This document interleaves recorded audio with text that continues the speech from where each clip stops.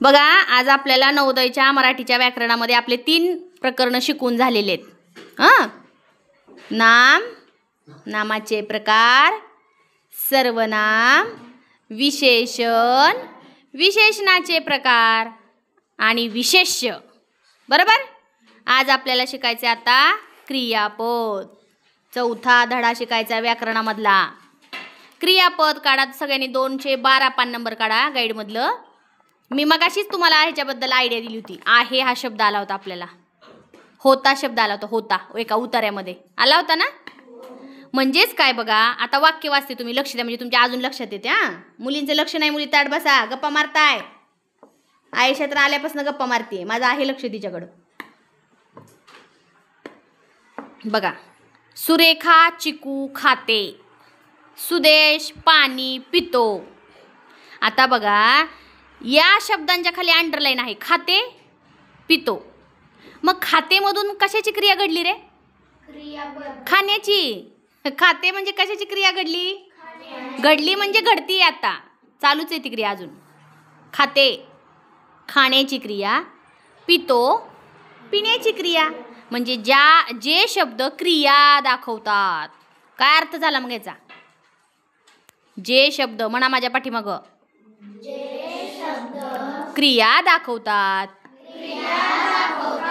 त्या शब्दांना क्रियापद म्हणतात.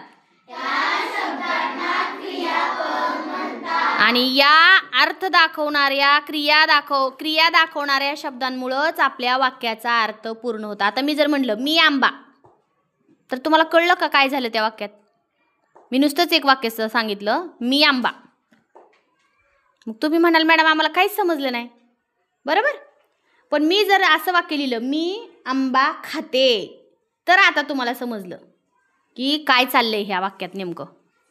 मी आंबा खाते म्हणजे खाण्याची क्रिया त्या वाक्यातून दाखवली.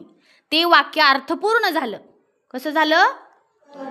म्हणजेच काय, वाक्याचा अर्थ पूर्ण करणाऱ्या शब्दाला, अजून एक व्याख्या तयार होती त्याची. वाक्याचा अर्थ पूर्ण करणाऱ्या शब्दाला क्रियापद म्हणतात. क्रियापद हे शक्यतो वाक्याच्या शेवटीच येतं बरं का, पण कधी कधी मध्ये पण येऊ शकतं. एक होता राजा. बघा एक वाक्य दिलं, काय? एक होता राजा. मग वाक्याच्या शेवटीच आलं का रे क्रियापद? कुठं आलं मग क्रियापद? मध्ये आलं. कुठलंही क्रियापद या वाक्यातलं? शबास. कुठलं? होता. समजते तुम्हाला. तर अशा पद्धतीनं ही उदाहरणं आहेत. क्रियापद म्हणजे काय हे समजलं का? आता मी काही उदाहरणं सांगते, तुम्ही त्याच्यातलं मला क्रियापद सांगा. माधव शाळेत जात होता.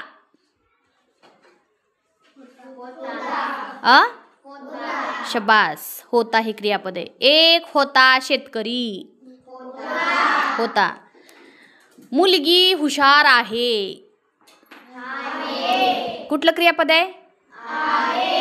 आदर्श अभ्यास करतो. प्रणव मैदानावर खेळतो. म्हणजेच काय, वाक्याच्या शेवटी जो अर्थपूर्ण शब्द येतो, वाक्याचा अर्थ सांगतो, ज्या शब्दातून क्रिया घडते आणि वाक्य पूर्ण होतं, त्याला आपण क्रियापद म्हणतो. मला वाटते क्रियापदावरचा एक जरी प्रश्न चुकला तुमचा, तर बघा सगळ्यांनी हात वर केले, आम्हाला समजले बघा मॅडम म्हणून. क्रियापदावरचा आपल्याला स्कॉलरशिपला पण प्रश्न विचारला जाऊ शकतो. नवोदयच्या व्याकरणात मराठीच्या उतार्यावर सुद्धा प्रश्न विचारला जाऊ शकतो. सगळ्यांना आउट ऑफ मार्क पडले पाहिजेत. आणि नुसतं मार्कच पाडायचे नाहीत, आजन्म लक्षात ठेवायचंय. आजन्म. आजन्म म्हणजे काय रे?